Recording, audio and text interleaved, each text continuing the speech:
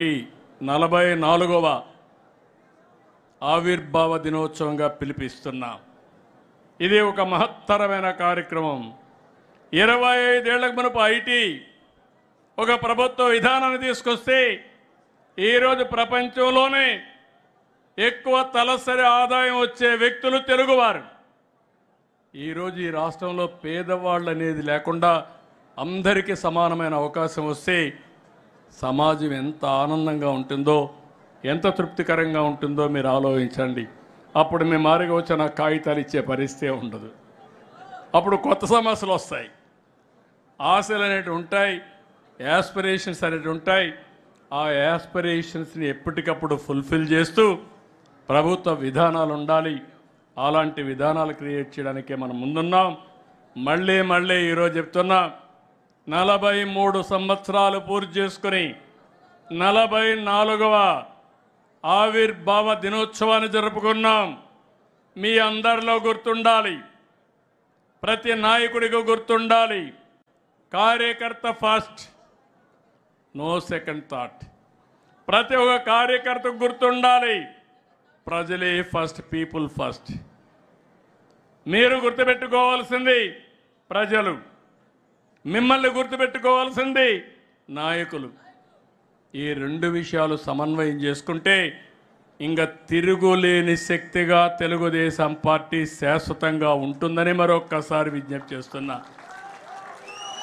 విధానాలు తేవడం మాకు వదిలిపెట్టండి.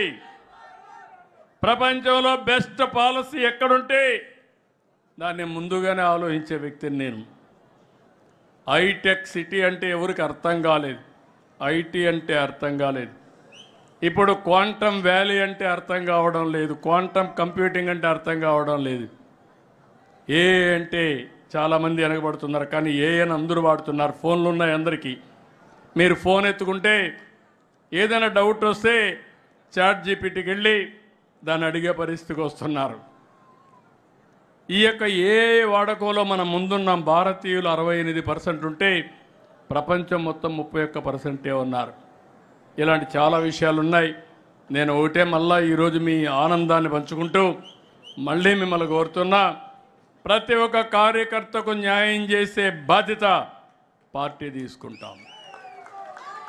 అయితే మీరు నా చుట్టూరు తిరిగితే మాత్రం మీకు న్యాయం జరగదు. మీరు ప్రజల చుట్టూరు తిరగండి, మీ చుట్టూరు నాయకులు తిరుగుతారు. అలాంటి నాయకులకు నేను అండగా ఉంటానని మరొక్కసారి తెలియజేస్తున్నా.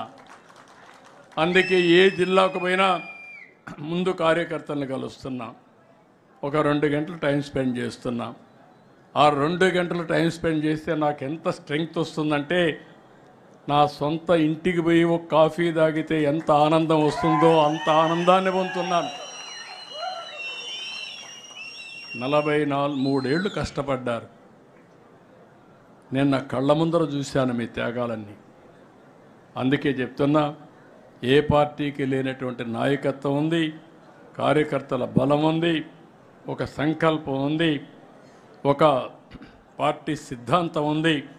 దీనికి అందరూ కలిసి రావాల్సిందిగా మరొక్కసారి రాష్ట్రంలో ఉండే ప్రతి ఒక్క కార్యకర్తను కోరుకుంటూ చేస్తారని చెప్పి ఆశిస్తూ అందరికీ నమస్కారాలు.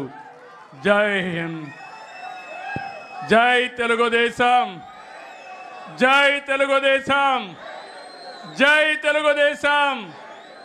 ఎన్టీఆర్ అమర్ రహే, ఎన్టీఆర్ అమర్ రహే, ఎన్టీఆర్ అమర్ రహే. Thank you. జై హింద్. జాతీయ అధ్యక్షుల వారికి ధన్యవాదాలు తెలియజేస్తూ మరొక మారు తెలుగుదేశం పార్టీ కుటుంబ సభ్యులందరికీ కూడా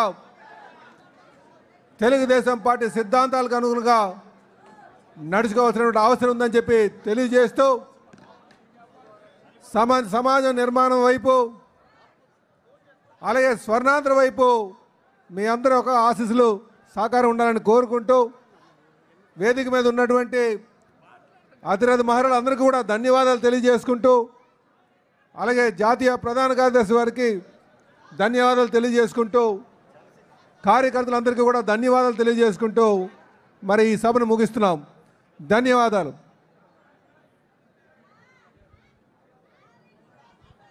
నేను తెలుగువాడ్ని, నాది తెలుగుదేశం పార్టీ అంటూ సరిగ్గా 43 సంవత్సరాల క్రితం 1982 మార్చి 29వ తేదీన మధ్యాహ్నం 2 గంటల 30 నిమిషాలకు తెలుగుదేశం పార్టీ